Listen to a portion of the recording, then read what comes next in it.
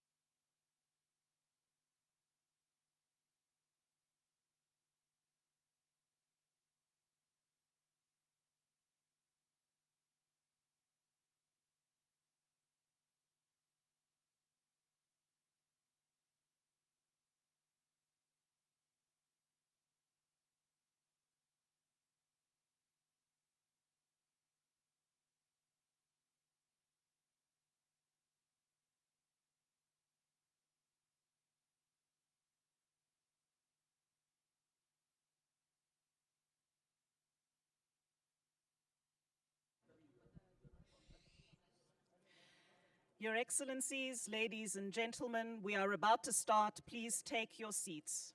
With regards to the interpretation services, kindly touch the screen in front of you and scroll until you find your language of choice. Vos Excellences, Messieurs, Dames, nous allons commencer. Je vous prie de vous asseoir. S'il vous plaît, touchez l'écran pour ce qui est des services d'interprétation et le rouleau devrait vous apporter à la langue qu'il vous convient. Excelencias, señores y señoras, vamos a comenzar. Por favor, siéntense. Si quieren utilizar el sistema de interpretación, por Cris, favor, está me ouvindo tocar, aqui, Cris? el screen y el rolo va a dirigirle a la lengua que necesitan. Gracias.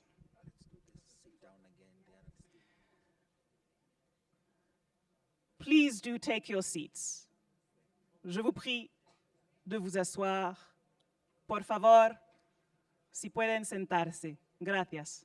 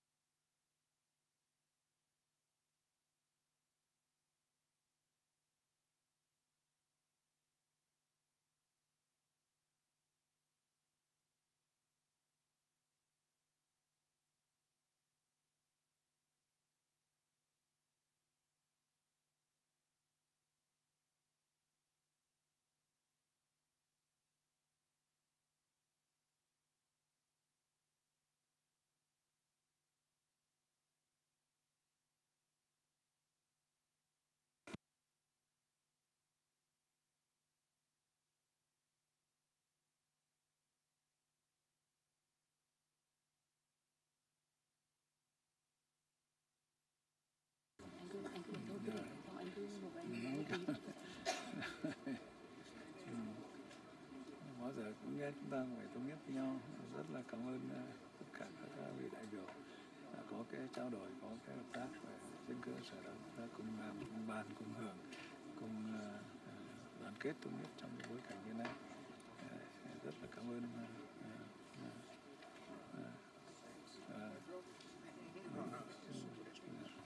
kính tiếng Anh,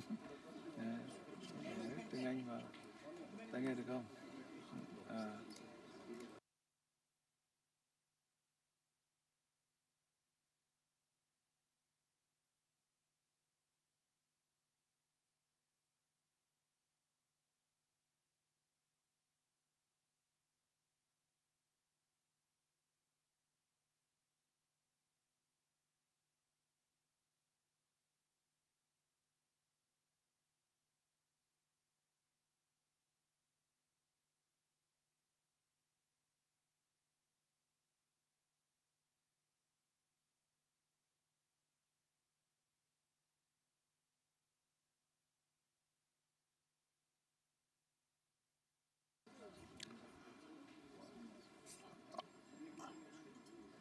Good morning, Your Excellency, Heads of State and Government,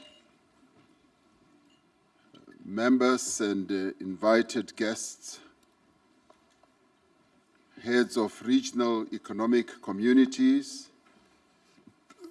the Secretary General of the United Nations, Mr. Antonio Guterres, all guests who are gathered here. It is an honor and a privilege to welcome you as South Africa to this very first G20 Leaders Summit to be held on African soil. We gather here at the cradle of humanity in Africa to affirm our common humanity. We gather here to affirm the value of partnership and cooperation to finding common solutions to shared problems. Shortly before the dawn of democracy in South Africa, the father of our democracy, Nelson Mandela, said, The time has come for South Africa to take up its rightful and responsible place in the community of nations. Today, as we open this G20 Leader Summit, South Africa is deeply aware of the profound responsibility that membership of the community of nations places upon us. We also understand the responsibility of being entrusted with the presidency of the G20. In the execution of its task as president of the G20, South Africa has, throughout the past year, through its stewardship of some 130 meetings in various parts of South Africa, in other countries on the African continent, and beyond our shores, including at the United Nations, we have sought to undertake this task with care, with dignity, and with diligence. We have sought at all times to preserve the integrity and the stature of the G20, a premier forum of international economic cooperation. From its initial focus on broad macroeconomic issues, the G20 is now engaged on matters such as trade, sustainable development, health, education, science and technology, agriculture, energy, the environment, climate change, and many others. It has therefore broadened its scope as the challenges of the peoples of the world requires that they should be addressed. As the G20 countries, we understand that progress on each and all of these issues is a necessary condition for strong, sustainable, balanced, and inclusive growth.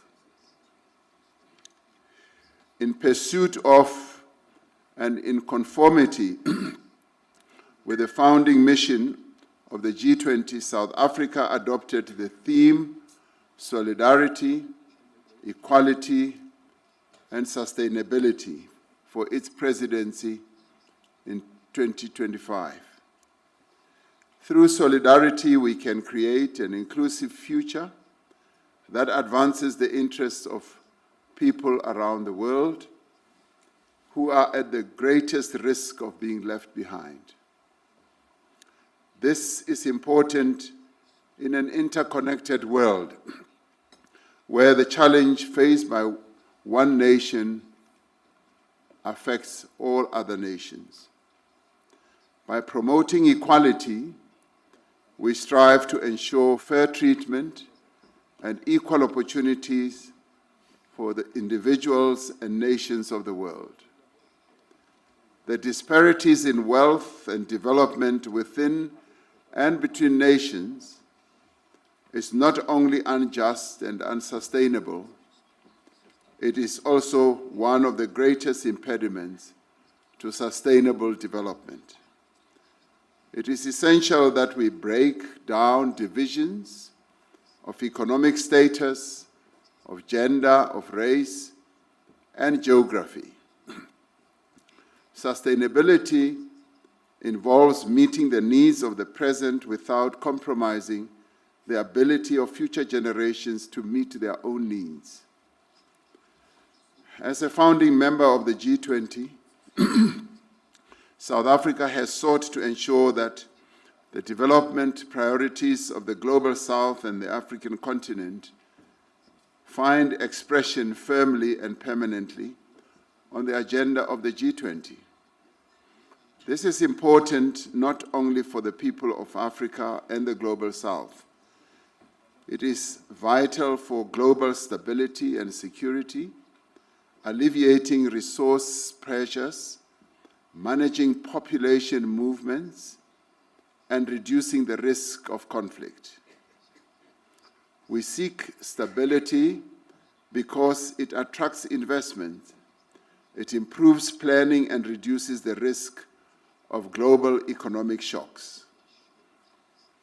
And we prioritize inclusive and vibrant markets because they are able to drive innovation and efficiency.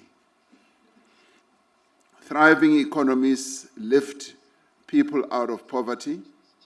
They encourage greater investment and trade, and they generate the revenue needed to invest in public goods. The threats facing humanity today, from escalating geopolitical tensions, global warming, pandemics, energy and food insecurity, to inequality, unemployment, extreme poverty, and armed conflict, jeopardize our collective future. It is therefore essential that we make greater and faster progress towards the achievement of the United Nations Sustainable Development Goals by 2030. We welcome the Seville Commitment adopted in June this year, which sets forth a renewed global framework for financing for development. We must use this framework to catalyze development investments at scale in developing economy countries. We must continue the reform of the international financial architecture, ensuring that institutions are strengthened and are more inclusive and are equipped to meet the challenges both of the present and the future. At the beginning of our G20 presidency, we identified 4 high-level priorities. Firstly, we focus on action to strengthen disaster resilience and response. While climate-induced natural disasters affect countries around the world, they have a particularly devastating impact on countries that cannot afford the costs of recovery and rebuilding. We have agreed that it is essential for the global community, international finance institutions, development banks, and the private sector to scale up post-disaster construction. Secondly, we agreed that we must take action to ensure debt sustainability for low-income countries. The G20 needs to renew its efforts to advance debt sustainability while at the same time laying emphasis on those countries in the global south that are suffering from debt repayments. Thirdly, we said we should mobilize finance for a just energy transition, increasing the quality and quantity of climate finance flows to developing economy countries. Fourthly, we emphasized the importance of harnessing critical minerals for inclusive growth and sustainable development through the beneficiation of the minerals at the place of extraction. In addition to these 4 priorities, we have prioritized issues of inclusive economic growth, industrialization, inequality, unemployment, and security and artificial intelligence. Much of the work of the past year will be presented and considered at this meeting. We commend in particular the G20 at 20 review, which provides a detailed account of the path that this organization has traversed as the G20. It describes both our achievements and our challenges and makes proposals on how we can organize ourselves to be more focused on our core mandate. We welcome the work of the G20 Africa Expert Panel, which was led by South Africa's former Minister of Finance, Mr. Trevor Manuel. The panel argues that African efforts to accelerate productive investments require new global partnerships and strong multilateral cooperation.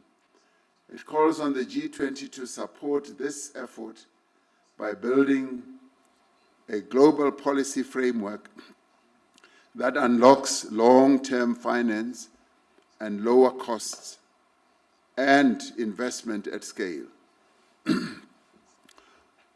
We are also grateful for the work of the G20 Extraordinary Committee of Independent Experts on Global Inequality that was led by Professor Joseph Stiglitz, a Nobel laureate.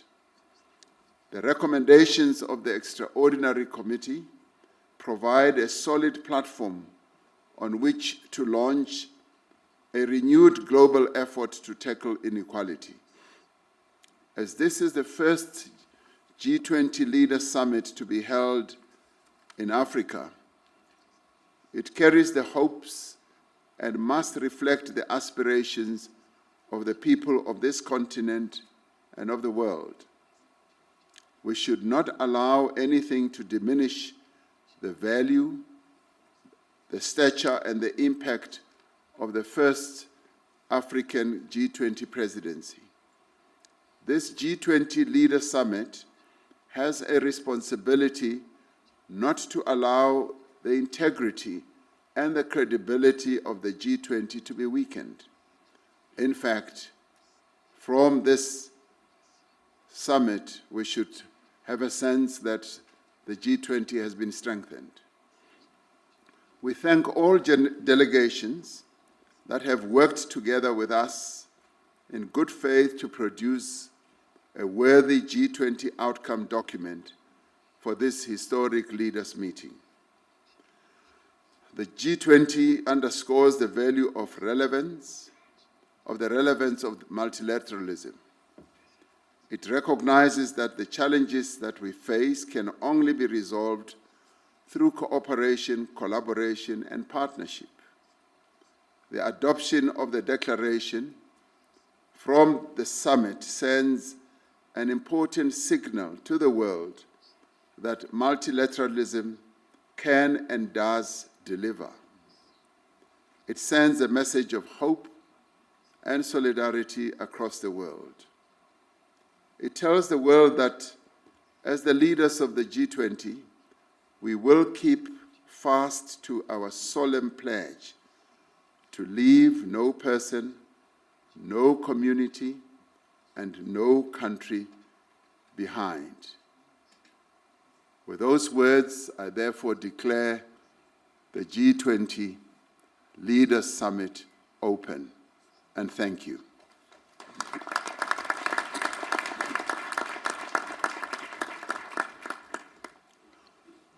Your Excellencies, please allow me to take you through day one of the program. Session one will focus on inclusive and sustainable economic growth. This session will be followed by presentations of the recommendations of the reports of the Africa Expert Panel and the Extraordinary Committee of Independent Experts on Global Inequality. We will then have a working lunch, and this will be followed by a family photo. And I thank you for your attention and look forward to a fruitful discussion.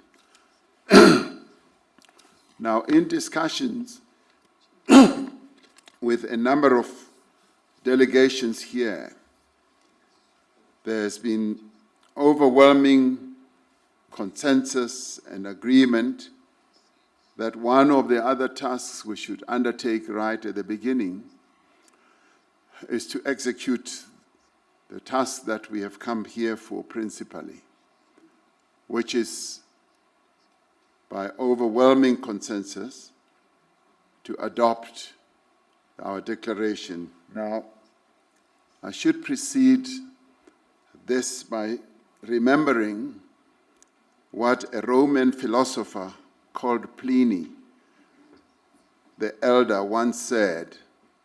He said to have said, ex Africa semper aliquid novi, meaning out of Africa there is always something new.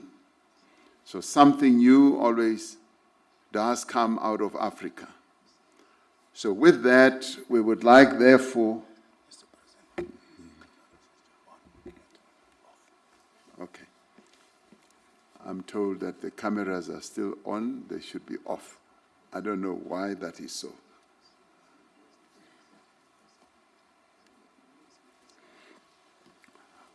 With that, we would like, therefore, with the consensus that has emerged through the work that has been done over the whole year and the 130 meetings that have been held where each sector has been able to reach agreement, would like, therefore, to put the proposed declaration as the G20 South Africa Summit Leaders Declaration, to put it forward for your adoption.